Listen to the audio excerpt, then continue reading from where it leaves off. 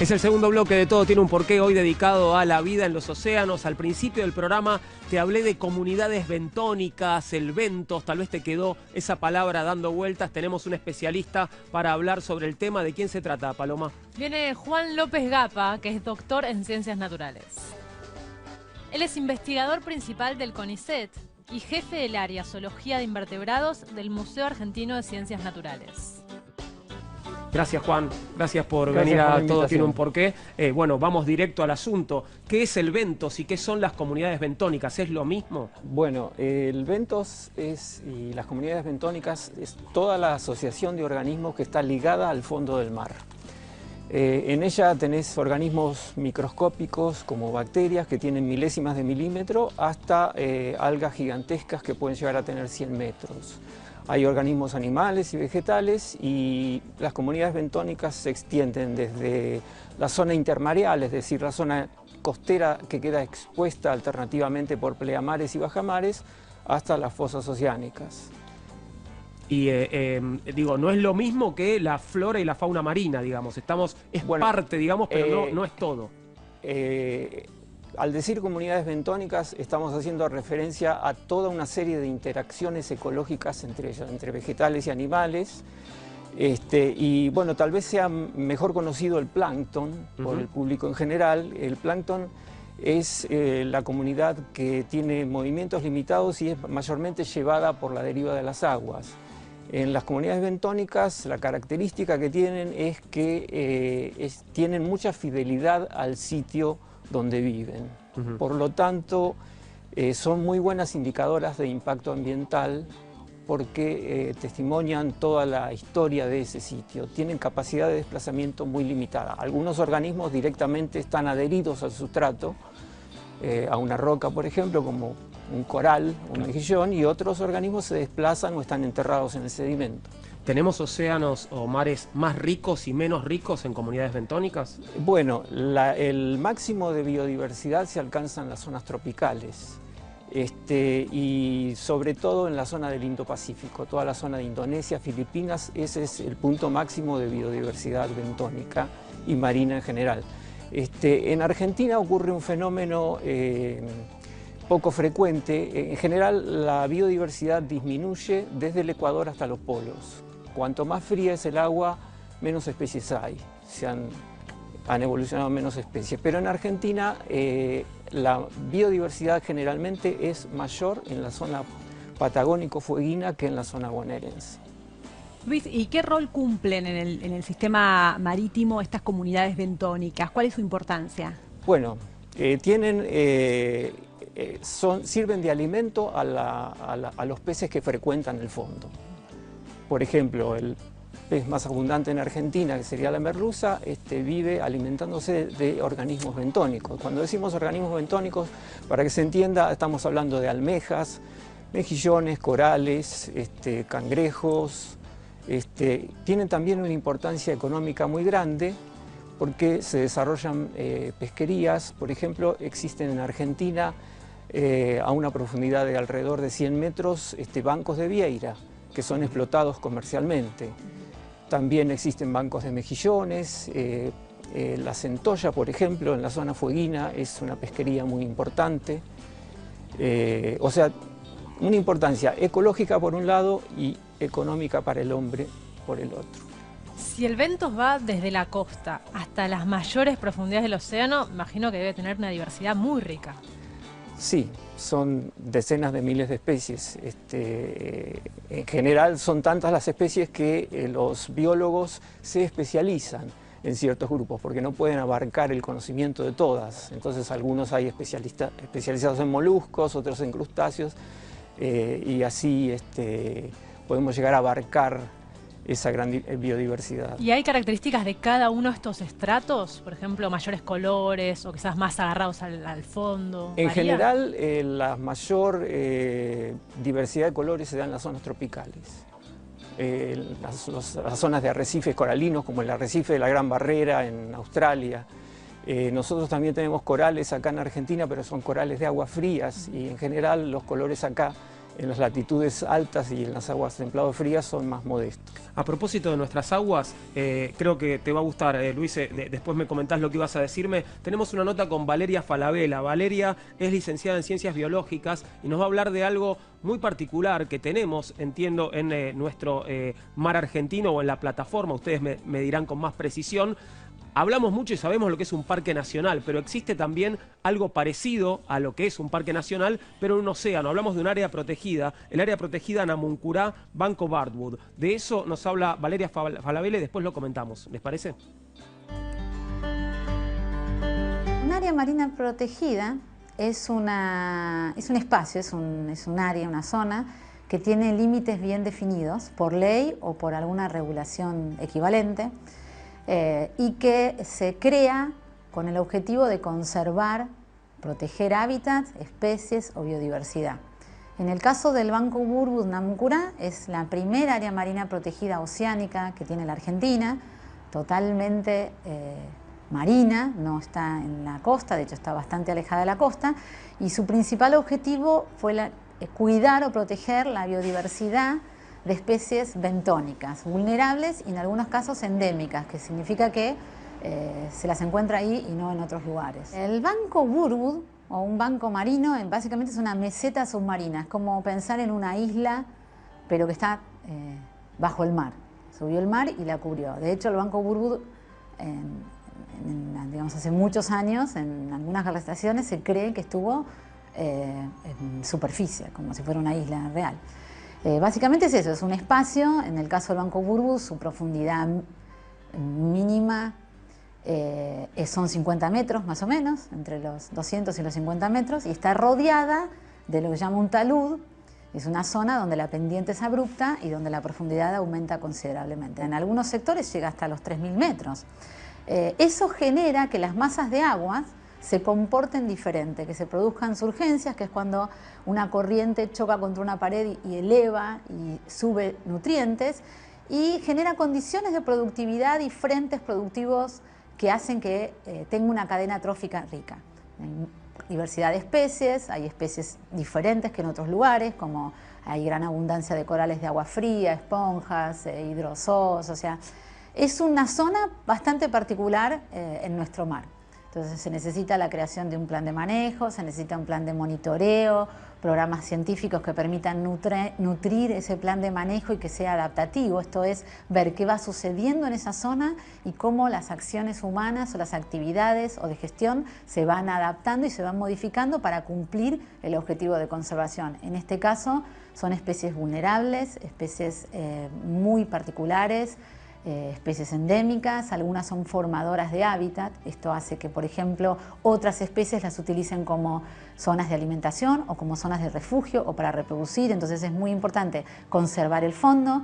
Para eso hay que estudiarlo, hay que monitorearlo y hay que definir actividades y acciones, o por ejemplo definir de qué manera se pueden hacer actividades humanas o no, en algunos casos.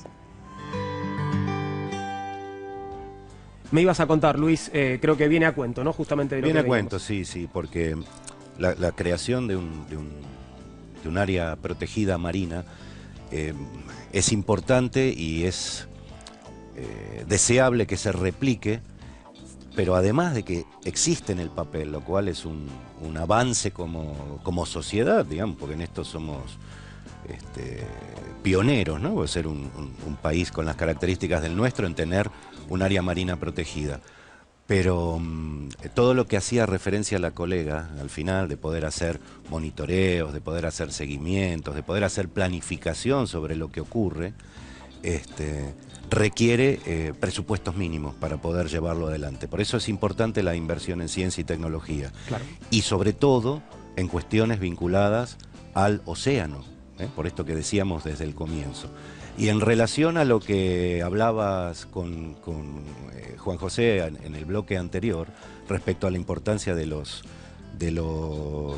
ecosistemas del fondo del océano, de los bentónicos, que él hablaba de donde había más riqueza de especies, también es importante la planificación de cómo se explotan esas fuentes, porque hay artes de pesca que son destructivas y a veces se generan, como decía Juan José, bancos de vieiras o de mejillones o de estos organismos que viven en la roca fijados, y que la forma de extracción es destructiva.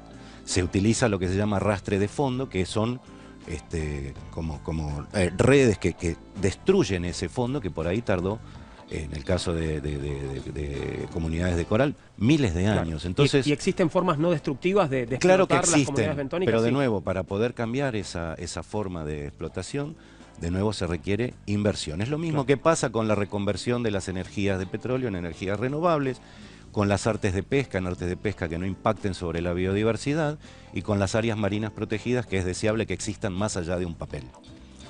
Luis, Me interesaría, perdóname, Juan, desarrollar un poco más la parte de la vegetación de las comunidades bentónicas. Bueno, los vegetales en el mar son fundamentales porque son los que generan la materia orgánica a partir de los nutrientes y la energía solar. Son el alimento que aprovechan los animales. Dentro de los vegetales tenemos en el plancton las microalgas, pero en la zona bentónica, es decir, en el fondo del océano, tenemos algas macroscópicas, es decir, visibles a simple vista. Las algas tienen distintos tipos de pigmentos que aprovechan la energía solar y así se dividen por colores. Tenemos algas verdes, pardas y rojas. Las algas verdes son las más superficiales, las que están en la zona intermareal y en poca profundidad, y las algas rojas son las que llegan hasta las profundidades mayores. ¿Hasta dónde llegan las algas? Llegan hasta donde llega la luz, porque es imprescindible para ellas. Y eso depende mucho de la transparencia o turbidez de los océanos. En zonas muy transparentes de océanos tropicales pueden llegar hasta 100 metros y acá en Argentina mucho menos.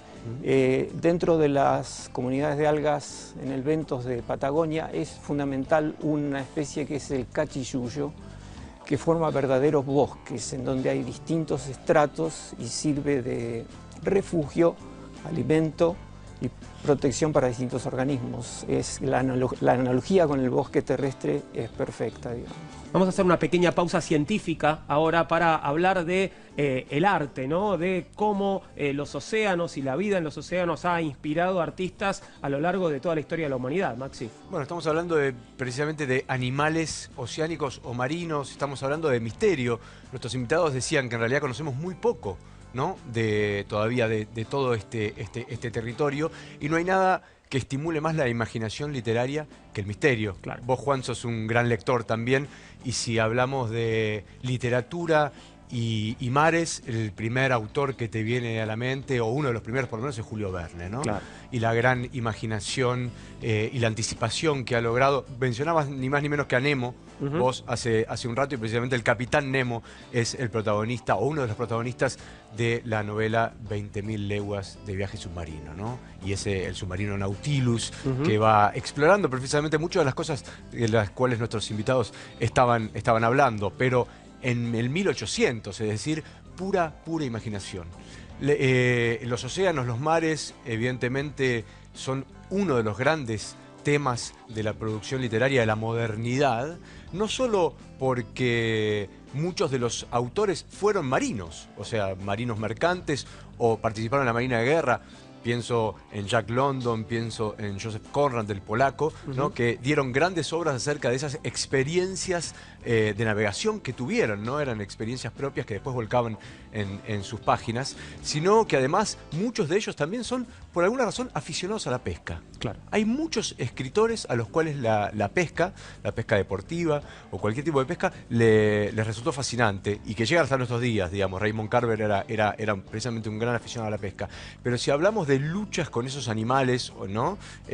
o de persecución, grandes persecuciones de animales marinos, vamos a pensar en dos novelas, por lo menos en dos novelas. La primera, Moby Dick. exactamente, Herman Melville, Moby Dick, de 1851, ¿no? Tiene gran película también, ¿no? Tiene adaptaciones, tiene continuaciones, ha inspirado muchísimas obras, digamos, desde las plásticas hasta adaptaciones cinematográficas. En realidad es una gran novela sobre el mundo, ¿no? Sobre el destino, sobre la fe, sobre la supervivencia. ¿Cuánto se ha escrito sobre qué significa esa ballena blanca? ¿Qué está simbolizando? ¿No? cuál es exactamente, a qué se está refiriendo Moby Dick, ¿no? Y el capitán Ahab con su pata de palo, ¿no? Y esa persecución que dura meses y años detrás de ese gran animal que puede llegar a significar el destino humano, el terror, la guerra o lo que fuera. 100 años después